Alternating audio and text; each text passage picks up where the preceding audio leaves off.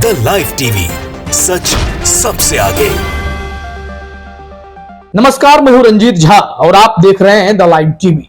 कर्नाटक विधानसभा चुनाव में मिली प्रचंड जीत के बाद कांग्रेस अपनी अगली रणनीति में जुट गई है। कांग्रेस की नजर दक्षिण भारत के अलग अलग राज्यों पर भी है। वहीं कांग्रेस कर्नाटक में शपथ ग्रहण समारोह में विपक्षी दलों को एकजुट कर शक्ति प्रदर्शन भी करना चाहती है। बीजेपी को और तमाम विरोधी दलों को मैसेज भी देना चाहती है। इसी कड़ी में दक्षिण भारत के एक महत्वपूर्ण राज्य तेलंगाना पर कांग्रेस की नजर पड़ी है। कांग्रेस पूरे दमखम के साथ वहां अपनी ताकत दिखाने वाली है और इसी के चलते बीजेपी वहां घबरा गई है और सरकार में बैठी बीआरएस यानी केसीआर साहब भी घबराए हुए से नजर आ रहे हैं।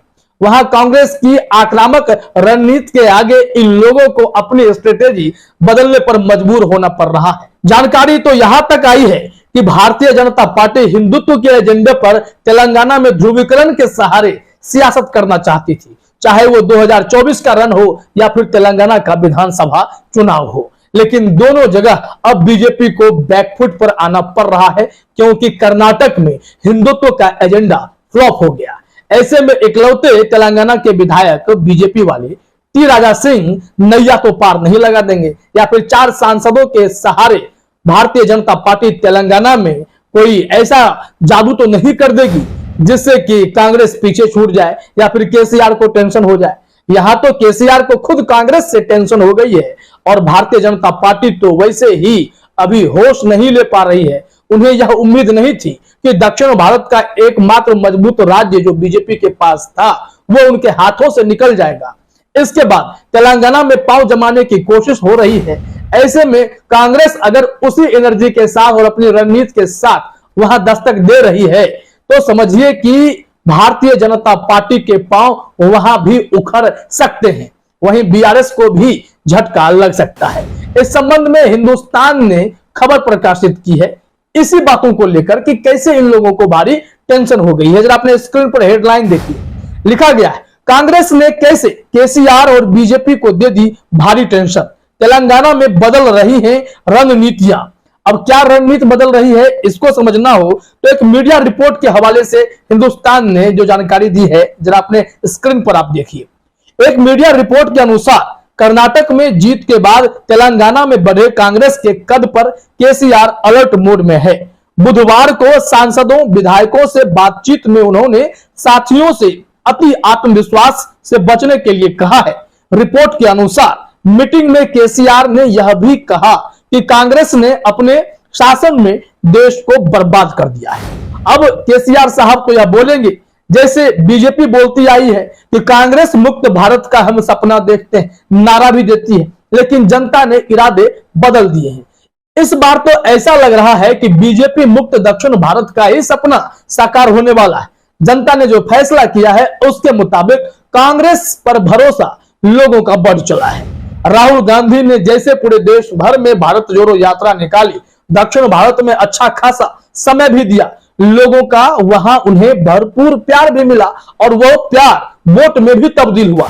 इस वजह से आप जानते हैं कि कांग्रेस को कितना बड़ा फायदा 2 राज्यों के विधानसभा चुनाव में मिला है। जनता ने उन पर बहुत भरोसा जताया और इसी भरोसा के बलबूते कांग्रेस अब अपनी अगली रणनीति बना रही है जिसमें लोकसभा चुनाव 2024 में टारगेट में है और अलग अलग राज्यों में होने वाले विधानसभा चुनाव पर भी निशाना साधा गया है। इसी कड़ी में तेलंगाना पर जब फोकस किया गया है तो बीजेपी टेंशन में आ गई है कि उन्हें हिंदुत्व का एजेंडा फ्लॉप होता हुआ नजर आ रहा है। तो ऐसे में कौन सा तरीका अपनाया जाए, इसी चक्कर में बीजेपी वहां पर गुटों में बट गई है। अलग अलग राय है। बीजेपी के एक धारा को यह लगता है कि भारतीय जनता पार्टी को अभी भी हिंदुत्व के एजेंडे पर ही काम करना चाहिए। दूसरी तरफ एक धारा कहता है कर्नाटक में भैया हम सब फ्लॉप हो गए हैं तो रणनीति बदलिए। तेलंगाना की जनता कुछ और सोच रही है और वहां आप जानते हैं कि किस तरीके से सियासत होती है। वहां आपको ओवैसी साहब की भी जबरदस्त दस्तक दिखाई पड़ेगी, तमाम ऐसी चीजें वहां होती हैं। लेकिन इस बीच जो जानकारी आई है कि भारतीय जनता पार्टी को कैसे टेंशन मिली है और कैसे केसीआर भड़के हुए दिखाई पड़ रहे हैं, इसको लेकर आपने देखा कांग्रेस पर टिप्पणी वो कर रहे हैं कि भारत को बर्बाद कर दिया, लेकिन कांग्रेस पर जनता भरोसा कर रही है, इस वजह से वो शायद तिलमिलाए हुए हैं। लेकिन बीजेपी की रणनीति में कैसे बदलाव होगा, इस संबंध में हम आपको जानकारी देते हैं, फिर थोड़ी बात केसीआर की और करेंगे। हिंदुस्तान ने जानकारी दी है कि कर्नाटक में कांग्रेस की जीत के बाद भाजपा के कुछ नेता भी हिंदुत्व के मुद्दे पर जोर देने के मूड में नहीं है। एक अन्य रिपोर्ट के अनुसार एक और जहां तेलंगाना भाजपा का एक गुट मान रहा है कि हिंदुत्व के मुद्दे को आगे बढ़ाया जाएगा, जबकि एक अन्य समूह की राय है कि कर्नाटक ने दिखाया है कि दक्षिण भारतीय राज्य में हिंदुत्व के मुद्दे का असर लिमिटेड है, सीमित है। नए भाजपा नेताओं का यह समूह केसीआर की नीतियों और उनकी सरकार को निशाना बनाना चाहता है। ये लोग कांग्रेस से भिड़ने के बजाय केसीआर से भिड़ना चाहते हैं, लेकिन केसीआर को दिक्कत बीजेपी और कांग्रेस दोनों से है।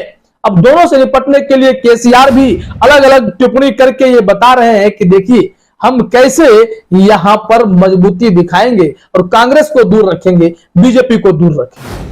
आपको बता दें कि ग्राफ बीजेपी का तेलंगाना में बढ़ा, जिससे बीआरएस को टेंशन हुई।